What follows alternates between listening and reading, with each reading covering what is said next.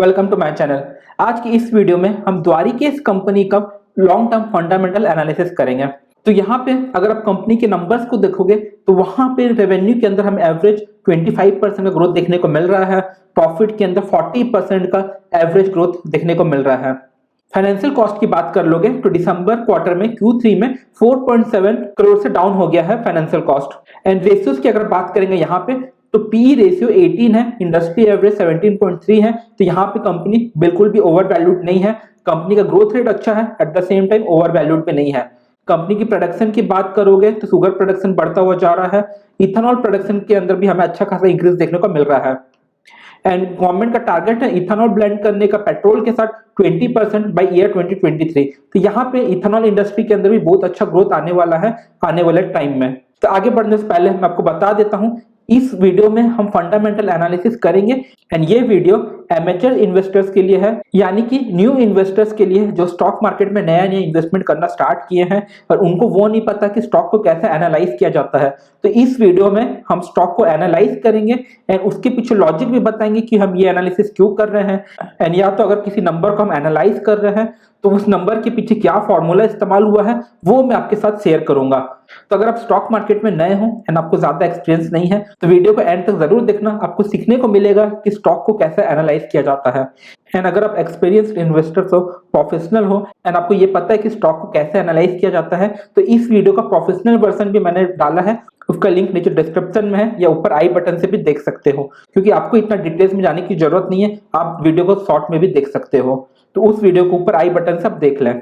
तो आगे बढ़ने से पहले आपको बता देता हूं इस वीडियो में द्वारिकेश शुगर इंडस्ट्रीज की हम कवर करेंगे कंपनी का इंट्रोडक्शन, मैनेजमेंट की फिलोसॉफी को समझने की कोशिश करेंगे, इंडस्ट्री की एनालिसिस करेंगे, ग्रोथ ड्राइवर्स देखेंगे इंडस्ट्री की क्या है, गवर्नमेंट क्या इनिशिएटिव ले रही है इंडस्ट्री को पुश करने के लिए, नंबर्स कैसे हैं कंपनी के, नंबर्स को कैसे एनालाइज किया जाए एंड मेरी ओपिनियन क्या है इस कंपनी के बारे में। तो ये सारी डिटेल्स मैं आपके साथ शेयर करने वाला हूं। काफी बेहतरीन लर्निंग होने वाली है आपकी। अगर आप स्टॉक मार्केट में नए हो एंड सीखना चाहते हो स्टॉक मार्केट को तो इस वीडियो को आप जरूर देखना, काफी ज्यादा फायदा आपको मिलेगा इस वीडियो से।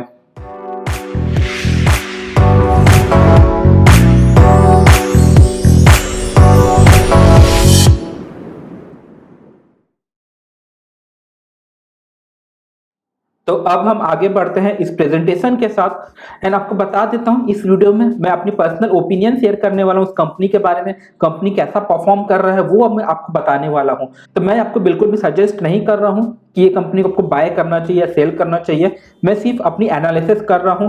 अगर आपको एक कंपनी अच्छी लगती है, आपको लगता है परचेज करना चाहिए, तो उससे पहले आप अपनी एनालिसिस खुद की जरूर करें, मेरी बात सुन के ना लें। आप अपनी एनालिसिस खुद करें या तो फिर आप अपने इन्वेस्टर एडवाइजर को कंसल्ट करें कोई भी डिसीजन लेने से पहले। तो आगे बढ़ते हैं इस प्रेजेंटेशन के साथ। एंड दूसरा आपको ये भी बता देता हूं अगर आपको कुछ डाउट हो नीचे कमेंट करके आप पूछ सकते हो मुझे, मैं उसका आंसर जरूर करूंगा आपको। तो स्टार्ट कर लेते हैं। पहले हम समझते हैं कि कंपनी क्या करती क्या है, कंपनी का बिजनेस क्या है। तो कोई भी एनालिसिस करोगे तो ये समझ लेना पहले कि कंपनी क्या बिजनेस करती है, कंपनी का प्रोडक्ट कैसा है एंड उसका डिमांड कैसा हो सकता है आने वाले टाइम में। तो ये कंपनी बेसिकली शुगर मैन्युफैक्चर करती है एंड इथेनॉल मैन्युफैक्चर करती है, इंडस्ट्रियल अल्कोहल मैन्युफैक्चर करती है एंड कंपनी पावर भी मैन्युफैक्चर करती है। तो सारे शुगर इंडस्ट्रीज के लिए बहुत कॉमन चीज है क्योंकि उसमें पावर जनरेट होता है उनके फैक्ट्री में ऑटोमेटिकली, तो वो अपने फैक्ट्री को रन करने के लिए वो पावर का इस्तेमाल करते हैं एंड जो एक्स्ट्रा बच जाता है पावर इलेक्ट्रिसिटी वो ग्रिड को भेज दिया जाता है, यानी कि स्टेट पावर कंपनी को दे दिया जाता है या तो उसको सेल कर दिया जाता है। तो यहाँ पे वो लॉजिक है, ठीक है। तो यहाँ पे सबसे पहले हमको ये देखना है कि कंपनी का प्रोडक्शन कैपेसिटी कितना है एंड वो अपने कैपेसिटी को इंक्रीज करती है क्या या इंक्रीज करने लग रही है कि ईयर आफ्टर ईयर। इससे हमें ये पता चल जाएगा कि कंपनी का सेल के अंदर ग्रोथ होता हुआ नजर आ रहा है, कंपनी का डिमांड ईयर आफ्टर ईयर बढ़ रहा है, इसलिए कंपनी अपने प्रोडक्शन कैपेसिटी को भी इंक्रीज कर रही है। नहीं तो वहां पे प्रोडक्शन कैपेसिटी को इंक्रीज करने का कोई भी लॉजिक नहीं होता अदरवाइज, ठीक है। तो यहाँ पे अब देखिए हमने बताया आपको कंपनी का 3 बिजनेस है एंड कंपनी का जो शुगर का मैन्युफैक्चरिंग कैपेसिटी है वो 21,500 टन पर डे का है एंड कंपनी का जो डिस्टिलरी प्लांट का कैपेसिटी है वो 162.5 किलोलीटर पर डे का है एंड कंपनी यहाँ पे 175 किलोलीटर पर डे से अपना कैपेसिटी को इंक्रीज कर रही है तो टोटल कैपेसिटी हो जाएगा 337.5 किलोलीटर पर डे। तो यहाँ पे क्लियरली आपको ये समझ में आ गया होगा, इथेनॉल का जरूर डिमांड बढ़ रहा है, इसलिए कंपनी अपना कैपेसिटी को भी इंक्रीज करने लग रही है। शुगर का भी कैपेसिटी इंक्रीज कर रही है, आगे हम देखेंगे वीडियो में। यहाँ पे हम दूसरा ये देख सकते हैं कि कंपनी का 3 मैन्युफैक्चरिंग प्लांट है एंड तीनों उत्तर प्रदेश में है। तो इससे हमें ये पता चलता है कि कंपनी मल्टीपल फैक्ट्रीज को रन कर रही है, तो कंपनी के पास एक्सपीरियंस है बहुत सारे फैक्ट्रीज को रन करने का। तो यहाँ पे अगर कंपनी फ्यूचर में और भी फैक्ट्रीज डालती है तो ये कंपनी के लिए एक चैलेंजिंग पार्ट नहीं होगा, क्योंकि कंपनी ऑलरेडी यूज्ड टू है मल्टीपल फैक्ट्रीज रन करने में। पहला एक वो लॉजिक हो गया। एंड दूसरा यहाँ पे ये लॉजिक है कि ये कंपनी उत्तर प्रदेश में प्लेस्ड है, तो उत्तर प्रदेश, पंजाब, हरियाणा बहुत ही बड़ी शुगर केन मैन्युफैक्चरिंग स्टेट्स है, यानी कि बहुत हाई क्वांटिटी में ये सारी तीनों स्टेट्स शुगर केन को उगाती है, उसका हार्वेस्टिंग करती है। तो यहाँ पे कंपनी के पास रॉ मटेरियल का कमी कभी भी नहीं होने वाला है। एंड दूसरा, कंपनी को हमेशा चीप रेट में शुगर केन मिलता रहेगा। अब यहाँ पे मैनेजमेंट की फिलोसॉफी को समझने की कोशिश करते हैं। देखो, मैनेजमेंट का ये मानना है कि गवर्नमेंट से ज्यादा वो इंसेंटिव लेना पसंद नहीं करती है, ताकि उनके ऊपर ना किसी भी प्रकार का बर्डन ना बने जब बिजनेस अच्छा परफॉर्म ना कर रहा हो। तो यहाँ पे मैनेजमेंट सेल्फ रिलायंट होके बिजनेस करना चाहते थे। तो ये कंपनी का फिलोसॉफी है। दूसरा, यहाँ पे कंपनी कभी ज्यादा हाई डिविडेंड पे नहीं करती अपने शेयर होल्डर्स को। यहाँ पे कंपनी अपना वो पैसा को बचा के रख के खुद अपने बिजनेस में इन्वेस्टमेंट करती है, वापस दोबारा उसको री इन्वेस्ट करती है। तो यहाँ पे मैनेजमेंट का वो फिलोसॉफी है। तीसरा, यहाँ पे देखोगे तो ये कंपनी की जो भी एग्रीमेंट के अंदर एंटर करती है, उस एग्रीमेंट को कंपनी रेस्पेक्ट करती है। ऐसा नहीं होता कि सपोज अगर मैं आपके साथ एक एग्रीमेंट में एंटर किया कि मैं आपको ये सामान 100 रुपए में बेचूंगा, एंड कल को उस प्रोडक्ट का प्राइस 120 रुपीज हो गया, तब भी मैं उस एग्रीमेंट को रेस्पेक्ट करूंगा जो मैं आपके और मेरे बीच में है। ऐसा नहीं करूंगा कि मैं आपको छोड़ किसी और को 120 रुपए में बेच दूंगा और आपके साथ मैं अपना रिलेशनशिप खराब कर लूं। तो कंपनी इस एरिया में भी काफी ज्यादा एथिकल है, तो हमें ये सीखने को मिलता है इस पर्टिकुलर पॉइंट से। तो अब हम यहाँ पे इंडस्ट्री के एनालिसिस करने वाले हैं। तो इंडस्ट्री एनालिसिस हमें ये पता चलेगा कि इंडस्ट्री के अंदर कितना ग्रोथ आने लग रहा है। सपोज अगर एक इंडस्ट्री 10% या 15% से ग्रो कर रहा है, यानी कि उसके अंदर जो कंपनीज है वो भी उस रेट से ग्रो कर सकती है। तो हमें यहाँ पे इंडस्ट्री को एनालाइज करना है। इंडस्ट्री के अंदर कोई तकलीफ तो नहीं है, इंडस्ट्री का डिमांड आने वाले टाइम में कैसा रहेगा। हो सकता है कि अभी डिमांड है इंडस्ट्री में, फ्यूचर में ना रहे, या तो अभी कम है फ्यूचर में बढ़ जाए। इस टाइप का हमें एनालाइज करना होता है इंडस्ट्री को।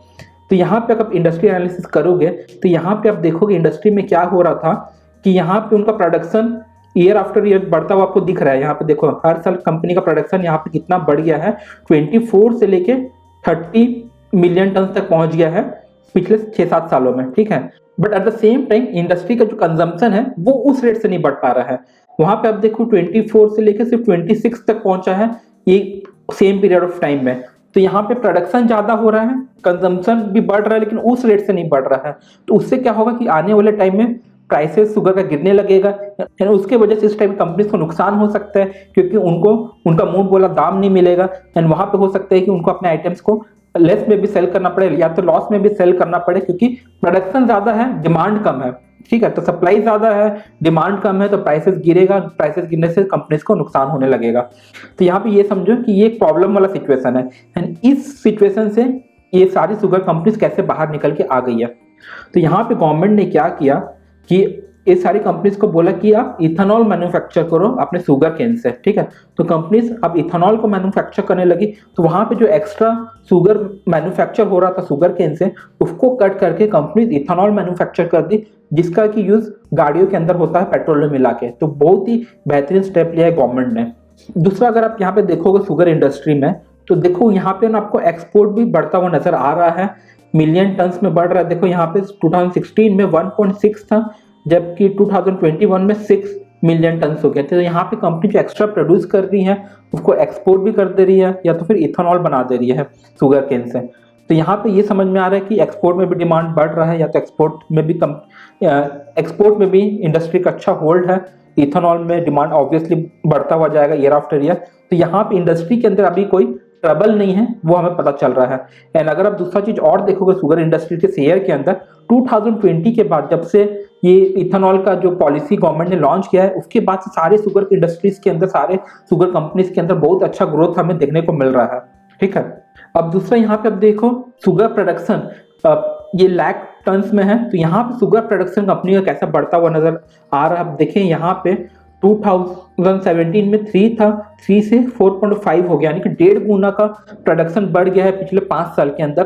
एंड इथेनॉल की बात करोगे तो कंपनी का कैपेसिटी 162 का था एंड वहां अभी 337 का कैपेसिटी हो गया। तो यहाँ पे आप दोनों जगह देखो कंपनी का प्रोडक्शन बढ़ता हुआ हमें नजर आ रहा है। तो ये एक पॉजिटिव साइन है इस इंडस्ट्री के लिए प्लस कंपनी के लिए। एंड अब इथेनॉल ब्लेंडिंग की बात करेंगे तो ये एक इंडस्ट्री के लिए पॉजिटिव साइन है, शुगर इंडस्ट्री के लिए।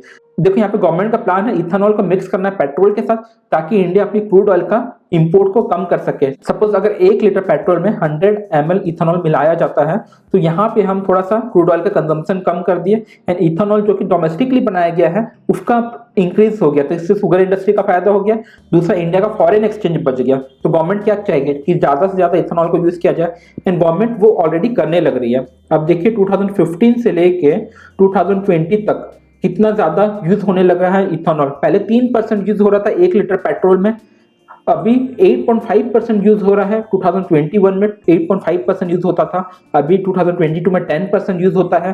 बाय ईयर 2023 गवर्नमेंट का टारगेट है कि 20% इथेनॉल को यूज किया जाए पेट्रोल के साथ। यानी कि अगर 1 लीटर पेट्रोल भराते हो उसमें 800 ml पेट्रोल है एंड 20 ml इथेनॉल है।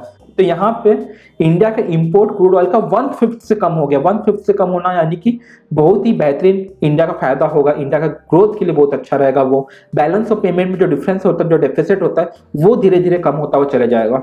अब नेक्स्ट हम यहाँ पे कवर करने वाले हैं कि ये इंडस्ट्री का ग्रोथ ड्राइवर्स क्या है। देखो हर एक इंडस्ट्री का ना एक ग्रोथ ड्राइवर होता है जिसकी वजह से इंडस्ट्री के अंदर ग्रोथ आता है।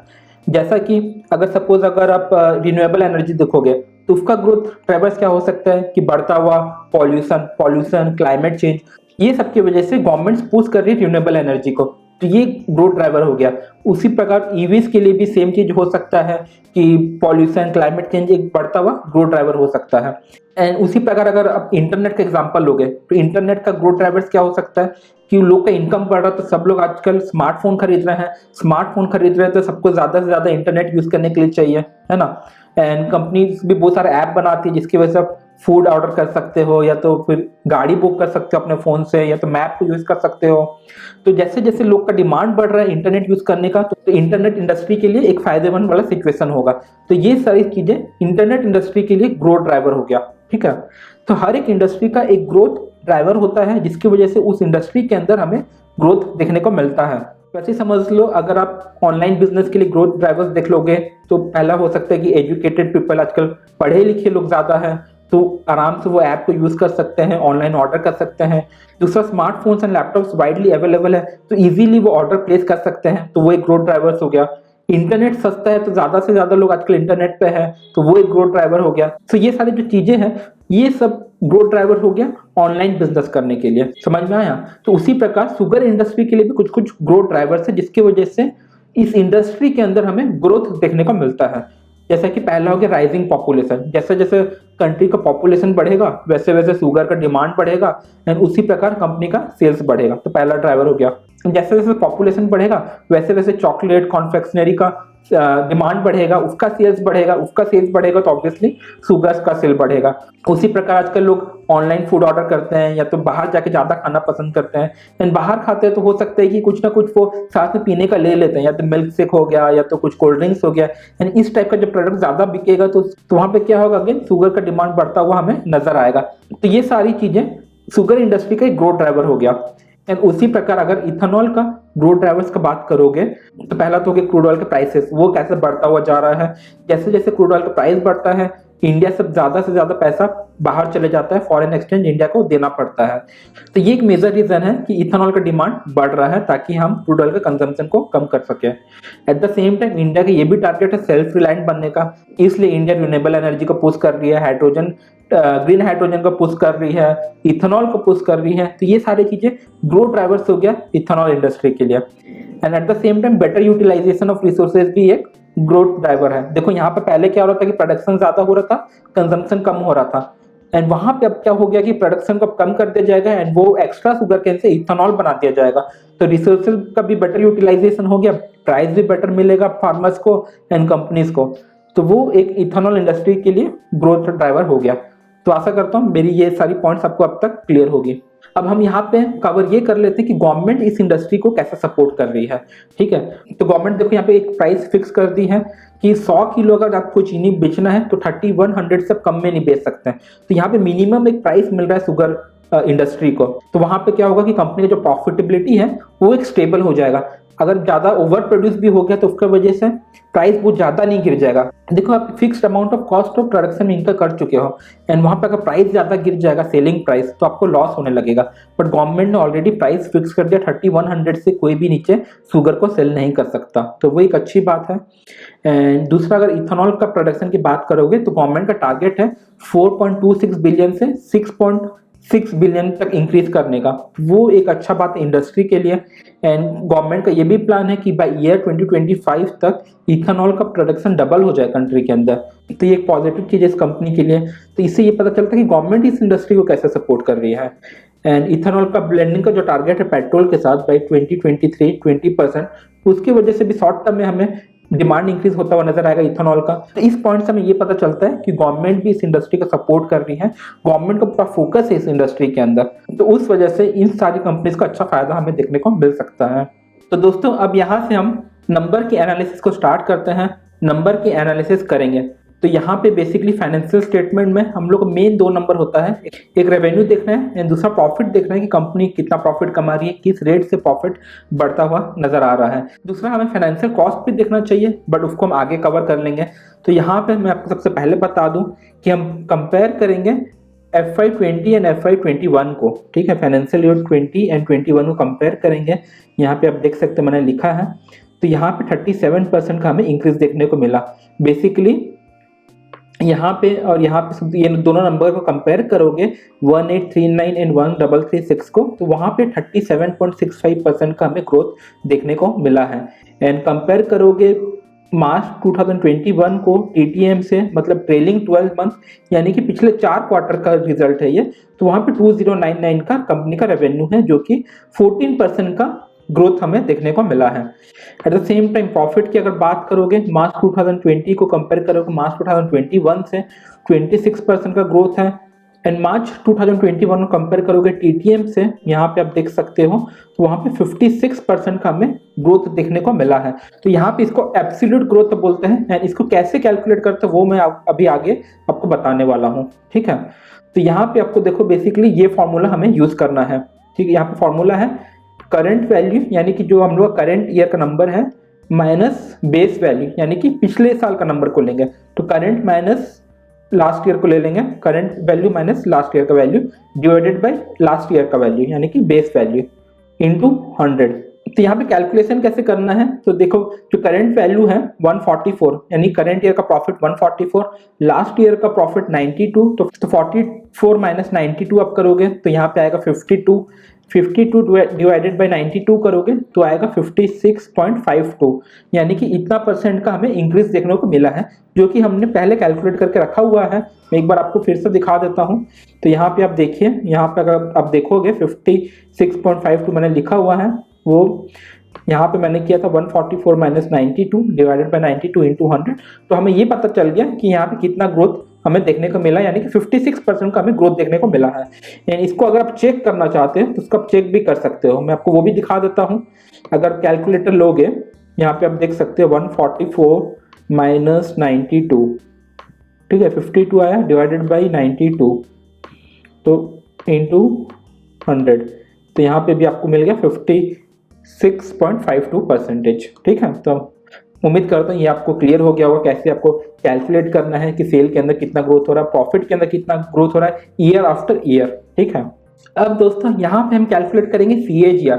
CAGR क्या होता है कि एक लंबे समय पे, सपोज 5 साल या 10 साल या 3 साल 4 साल में कि कंपनी का एवरेज ग्रोथ कितना रहा, तो यहाँ पे हमें ये कैलकुलेट करना है कि कंपनी का एवरेज ग्रोथ कितना रहा पिछले 3-4 साल या 5 साल या 10 साल में, ठीक है। तो ऐसा जरूरी नहीं है कि कंपनी हर साल सेम रेट से ग्रो करे, कभी हो सकता है कि कंपनी का सेल्स के अंदर 20% ग्रोथ आ जाए, कभी 40% का आ जाए, तो कभी 10% का भी ना आए, और कभी हो सकता है कि नेगेटिव ग्रोथ भी हो सकती है, यानी कि फॉल भी हो सकता है सेल्स के अंदर, है ना। तो हमें यहाँ पे बेसिकली ये फाउंड आउट करना है कि एवरेज कितना था, 5 साल का एवरेज कितना ग्रोथ हुआ या तो 3 साल का एवरेज क्या ग्रोथ हुआ, तो हमें वो कैलकुलेट करना है। बेसिकली CAGR बोलते हैं, कंपाउंड एनुअल ग्रोथ रेट। वो कैसे कैलकुलेट करते हैं, उसका क्या फॉर्मूला है, वो मैं आपको यहाँ पे बताने वाला हूँ। तो यहाँ पे हम क्या करेंगे, बेसिकली 3 फाइनेंशियल रिजल्ट्स के नंबर को कंपेयर करेंगे, मार्च 2020, मार्च 2021 एंड TTM। तीन नंबर को हम कंपेयर करेंगे एंड देखेंगे कि यहाँ पे हमें क्या ग्रोथ देखने को मिला है।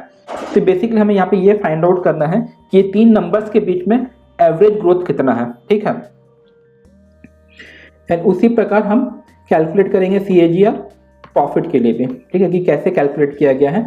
तो यहाँ पे नंबर्स मैं आपको बता देता हूँ। 25% का एवरेज ग्रोथ है पिछले 2 साल में, मार्च 2020 से लेके TTM में, ठीक है। एंड उसी प्रकार प्रॉफिट के अंदर 40.44% का ग्रोथ है। तो यहाँ पे ये देख लेते हैं कि नंबर को कैलकुलेट कैसे किया जाता है। तो यहाँ पे हम लोग को लेना है फाइनल वैल्यू, यानी कि करंट ईयर का क्या वैल्यू था, एंड डिवाइडेड बाय उसको करेंगे बेस ईयर का वैल्यू। सपोज यहाँ पे अगर आप 5 साल का CAGR निकाल रहे हो तो लेटेस्ट डिवाइडेड बाय फर्स्ट वाला, ठीक है, 5 डिवाइडेड बाय 1 हो जाएगा, ठीक है, टू द पावर 1/t। तो यहाँ पे 1/t मतलब t मतलब टाइम हो गया, कितना पीरियड था यहाँ पे, 5 साल, ठीक है। 5 साल का हम लोग फिगर को कंपेयर कर रहे थे, 5 साल -1, ठीक है। तो यहाँ पे अगर नंबर सब देखोगे, जो करेंट ईयर का हमारा सेल्स था वो 2099 था, एंड पहला नंबर को लोगे तो 1336 था जो कि बिगनिंग में था, ठीक है। हमने यहाँ पे 3 साल का नंबर को कंपेयर किया था, तो फर्स्ट ईयर का 1336 था, एंड ईयर का 2099 था। टू द पावर यहाँ पे हम करेंगे 1/2। यहाँ पे 1/2 क्यों कर रहे हैं, क्योंकि यहाँ पे जो टाइम पीरियड है दोनों के बीच में वो 2 साल का है। 2020 से लेके 2022 तक 2 साल होता है, यानी कि 1/2 और 0.5 ले सकते हैं, ठीक है, -1, ठीक है। तो यहाँ पे अब नंबर्स को हम ले लेते हैं, कैलकुलेट करके आपको दिखा देते हैं, कैलकुलेटर से आपको समझ में आ जाएगा।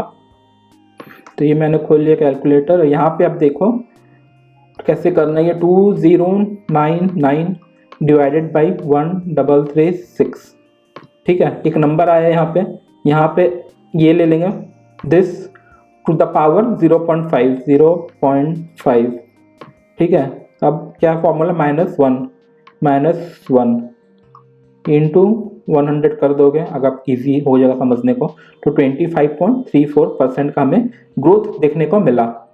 तो हम यहाँ पे अब देख लेते हैं नंबर्स को। यहाँ पे हमने जो लिया था, यहाँ पे आप देख सकते हैं 25.34 मैंने लिया है। तो यहाँ पे हमने कंपेयर किया था इसको और इसको, ठीक है। तो यहाँ पे 3 साल का नंबर है, लेकिन जो टाइम पीरियड है दोनों के बीच में वो 2 साल का है। तो ये ध्यान रखना, अगर आप 5 साल का कंपेयर कर रहे हो तो दोनों के बीच में टाइम पीरियड हो सकता है कि 4 साल ही हो, लेकिन नंबर 5 फाइनेंशियल ईयर्स का होगा, लेकिन दोनों के बीच में टाइम पीरियड 4 ईयर्स रहेगा, है ना। तो वो आप ध्यान रखना, नहीं तो आपका आंसर गलत आ सकता है।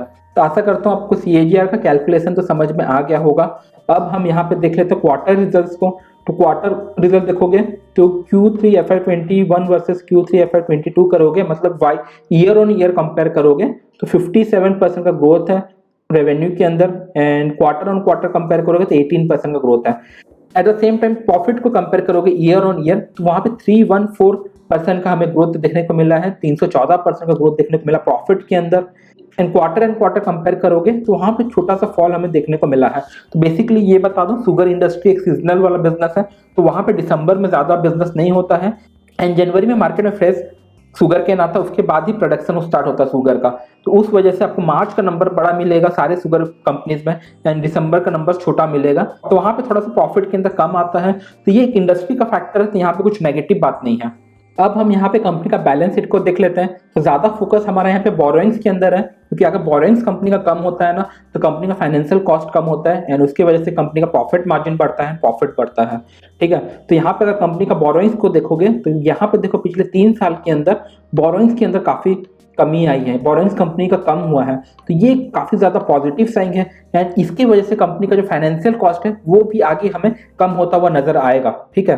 तो वो भी मैं आपको आगे दिखा देता हूँ। तो यहाँ पे अगर आप कंपनी का फाइनेंशियल कॉस्ट देखोगे तो यहाँ पे आप देखो 859 लाख था, एंड यहाँ पे भी हो गया 389 लाख। तो यहाँ पे बेसिकली अगर उसको करोड़ में कन्वर्ट कर लोगे तो 4.7 करोड़ का यहाँ पे फाइनेंशियल कॉस्ट कंपनी का कम हो गया पिछले एक क्वार्टर के अंदर सिर्फ। अगर पूरा 9 मंथ्स में कंपेयर करोगे तो कंपनी का फाइनेंशियल कॉस्ट 11 करोड़ से कम हुआ है, ठीक है। तो ये कंपनी का फायदा देखो, 11 करोड़ का कंपनी का एक तो प्रॉफिट बढ़ गया क्योंकि कंपनी का फाइनेंशियल कॉस्ट कम हो गया, एंड कंपनी का जो प्रॉफिट बढ़ गया वो तो कंपनी तो उसको विड्रॉ नहीं कर लेगी, उसको री इन्वेस्ट करेगी अपने बिजनेस में, एंड वो पैसा जब बिजनेस में री इन्वेस्ट हो जाएगा 11 करोड़ रुपए, तो कुछ ना कुछ रिटर्न तो जरूर जनरेट करेगा, 10 to 15% का रिटर्न जनरेट करेगा वो। तो उससे क्या होगा, कंपनी का प्रॉफिट और भी बढ़ जाएगा आने वाले कुछ सालों में।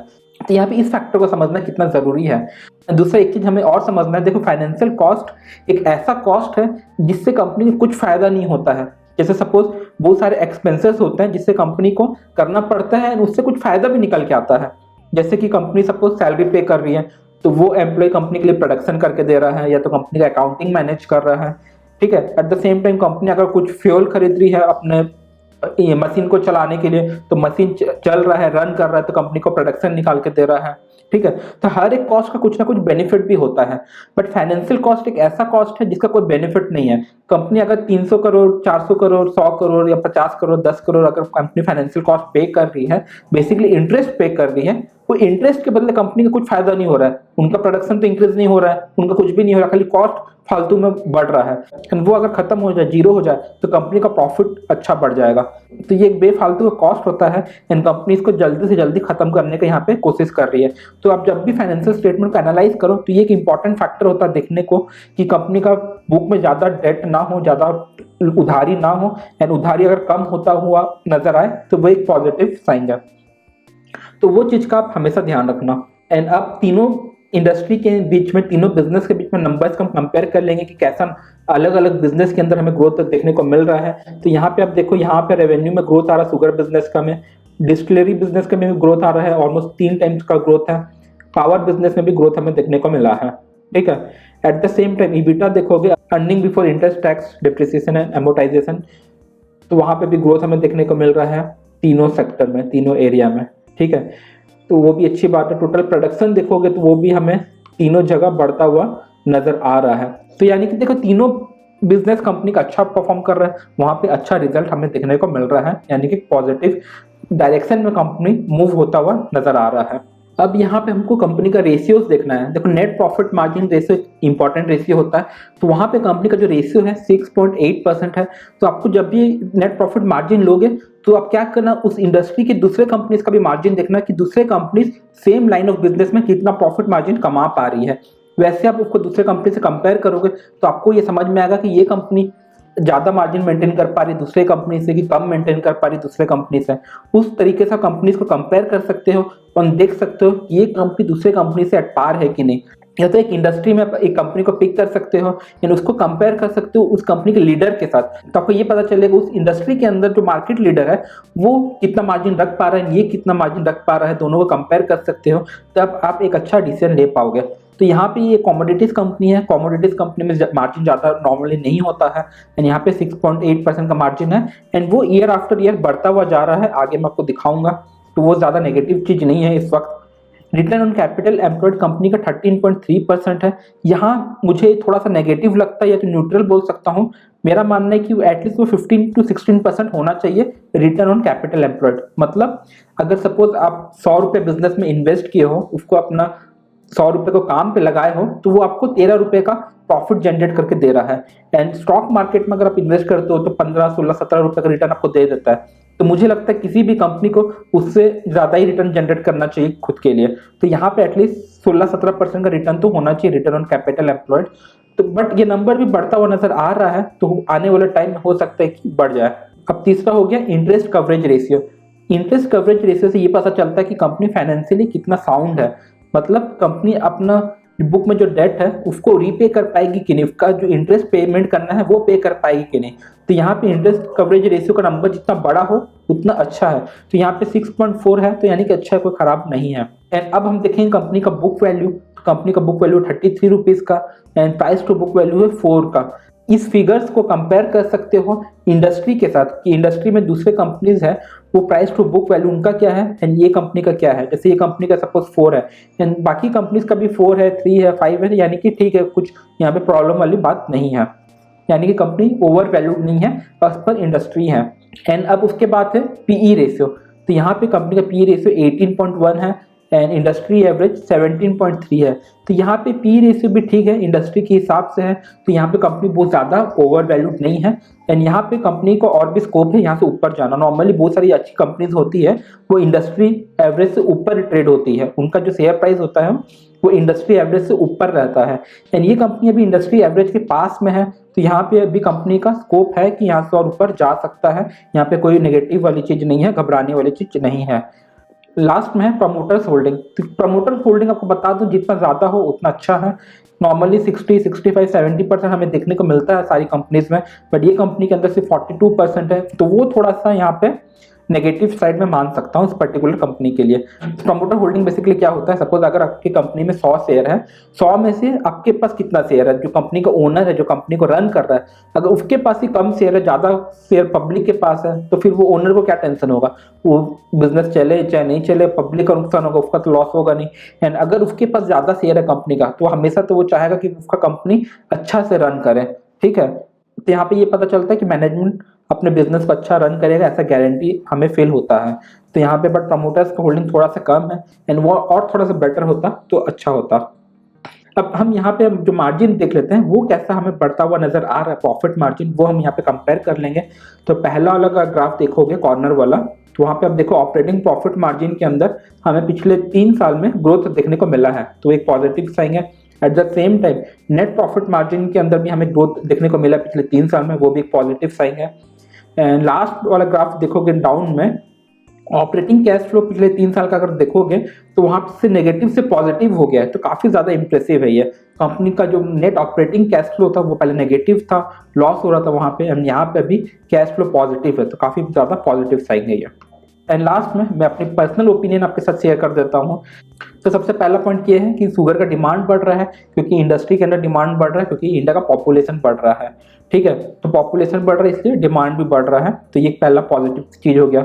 दूसरा, इथेनॉल बिजनेस के अंदर अच्छा एक्सपेंशन ग्रोथ हमें देखने को मिल रहा है, क्योंकि गवर्नमेंट का टारगेट है क्रूड ऑयल को कम करना एंड इथेनॉल का प्रोडक्शन बढ़ाना, उसका यूज ज्यादा करना, तो इसलिए इंडस्ट्री के लिए पॉजिटिव है, तो ये एक पॉजिटिव साइन है। तीसरा, यहाँ पे मैनेजमेंट का फिलोसॉफी अच्छा है, वो अच्छा रिलेशनशिप मेंटेन करता है अपने फार्मर्स के साथ, एम्प्लॉयज के साथ, एंड लोन ज़्यादा उठाना नहीं चाहते हैं, अपने इंटरनल फंड को यूज करना चाहते हैं ग्रोथ के लिए, तो ये सारी चीज़ें पॉजिटिव साइन है, पॉजिटिव डिसीजन है। दूसरा, कंपनी 2-3 फैक्ट्रियाज रन कर रही है, तो कंपनी के पास एक्सपीरियंस भी अच्छा है, तो वो सब हमें देखना है कि मैनेजमेंट कैसी है कंपनी की, तो मैनेजमेंट अच्छी है। कंपनी अपना डेट को कम करते जा रहा है बुक में, तो वही भी पॉजिटिव साइन है कि कंपनी का फाइनेंशियल कॉस्ट कम हो जाएगा, तो वो हमें पॉजिटिव लगता है। उसके बाद जो कंपनी के जो नंबर्स है वो इंप्रूविंग होता हुआ हमें नजर आ रहा है, सेल ईयर आफ्टर ईयर बढ़ रहा है, प्रॉफिट ईयर आफ्टर ईयर बढ़ रहा है, प्रॉफिट मार्जिन इंप्रूव होता हुआ नजर आ रहा है, इंटरेस्ट कवरेज रेशियो ज्यादा नहीं है, वैल्यूएशन बहुत ज्यादा नहीं है, तो नंबर्स में सब पॉजिटिव ही है। एंड कंपनी का रिलेशनशिप अच्छा है फार्मर के साथ, तो उस वजह से कंपनी को रॉ मटेरियल का सप्लाई में कभी कमी नहीं आएगा, हमेशा रॉ मटेरियल टाइमली मिलता रहेगा, तो यहाँ पे रिलेशनशिप मेंटेन करना बहुत अच्छा है, कंपनी का अच्छा रिलेशनशिप है। एंड कंपनी स्ट्रेटेजिकली लोकेटेड भी है यूपी में, तो हरियाणा, पंजाब, यूपी, ये तीनों काफी बड़ी स्टेट्स हैं जो कि ज्यादा हाई क्वांटिटी में शुगर केन को मैन्युफैक्चर करते हैं, उगाते हैं, तो वो एक पॉजिटिव साइन है। एंड लास्ट वाला सीजनल फैक्टर, वो तो नेगेटिव है। देखो यहाँ पे जो भी शुगर केन का मैन्युफैक्चर होगा वो सीजन के ऊपर डिपेंड करता है, बारिश ज्यादा हो गया तो अच्छा नहीं प्रोडक्शन नहीं हुआ, कम हो गया तो अच्छा प्रोडक्शन नहीं हुआ, कभी कभी प्रोडक्शन हो गया लेकिन उसके अंदर जूस कम निकल रहा, तो वो एक नेगेटिव चीज हो गया। तो यहाँ पे ऐसा चीज एक्सटर्नल फैक्टर है जिसको कोई कंट्रोल नहीं कर सकता, वो नेचर के ऊपर है, उसकी वजह से इस कंपनी का बिजनेस के अंदर बहुत ज्यादा परफॉर्मेंस में इफेक्ट हमें देखने को मिल सकता है। एंड एक साल अगर अच्छा प्रोडक्शन नहीं हुआ अगर शुगर केन का, तो उस साल कंपनी को लॉस दिखना पड़ भी सकता है, एंड उससे रिकवरी करने के लिए हो सकता है कि 1-2 साल का टाइम निकल जाए, तो वो एक कंसर्न वाली बात है इस पर्टिकुलर इंडस्ट्री के लिए, ना कि सिर्फ इस पर्टिकुलर कंपनी के लिए, पूरी इंडस्ट्री के लिए एक रिस्क वाला फैक्टर है वो।